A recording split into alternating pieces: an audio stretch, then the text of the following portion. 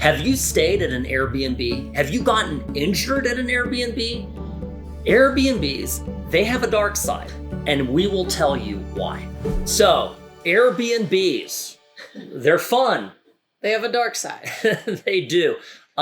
You've stayed at one. Have you?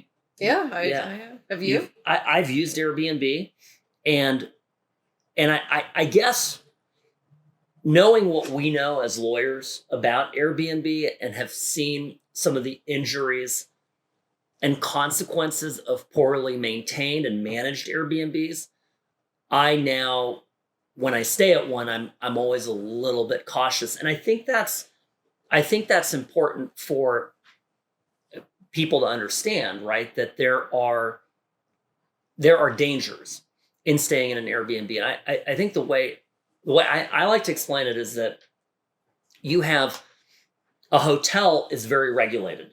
Yeah. An Airbnb is not a hotel, right? Yeah, and I think that's what clients often that come to us after being injured in Airbnb, they don't think about holding the homeowner, Airbnb, or whoever invited them there responsible for that very reason, because they're not regulated, because it's just a house. They have a different approach to it if they get hurt there. Yeah, and just even the property owner has a different approach. A hotel is, by virtue of regulation and inspections and being a commercial property, there are higher standards in place. And that is part of the reason why hotels cost more and why Airbnbs are attractive to consumers. And we believe that Airbnbs are great and that it's a great industry.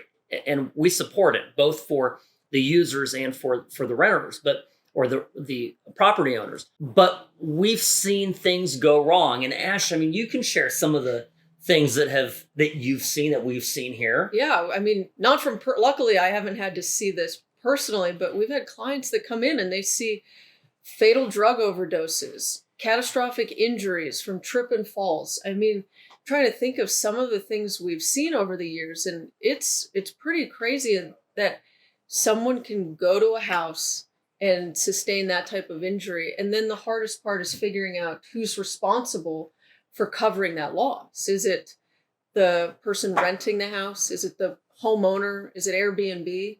And sometimes it's all of them. One of the biggest problems is that oftentimes these Airbnb properties are not kept up well.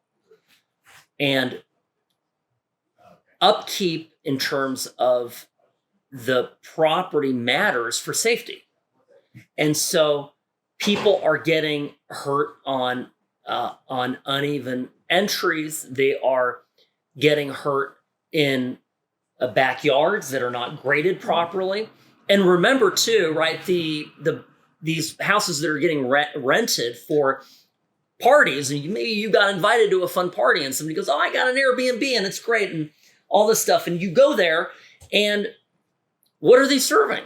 They're serving alcohol. They're serving other substances that might make decision-making a problem. And all of a sudden, these defects, these property shortcomings become an even bigger problem. You've got people that are under the influence, and they're in a property that isn't being kept up well. And that combination we've seen create a lot of injuries and a lot of claims. If you've been injured at an Airbnb, whether it's as a renter or a guest of the property, we're here to help. We're here to sort out all of those questions you might have as to who's responsible, how much are they going to be able to cover of your loss, and we will work together with our team and with you to answer those questions and get you the recovery you deserve. And Sam, you tell them about the costs. Well, the best thing is that a great lawyer like Sam and Ash, great firm, doesn't cost you any more than a bad one.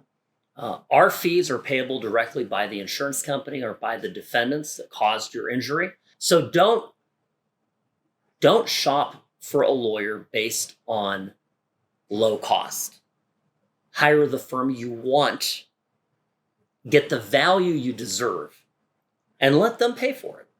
So you were mentioning the difference between costs and value, and how so many clients and potential clients get caught up in the percentages of what the percentage of fee an attorney is going to take versus another attorney, and they're losing sight of the critical thing of how big is their settlement, and that's the true value of their case. And so you've always had a great analogy for it. Yeah, the watermelon and the grape.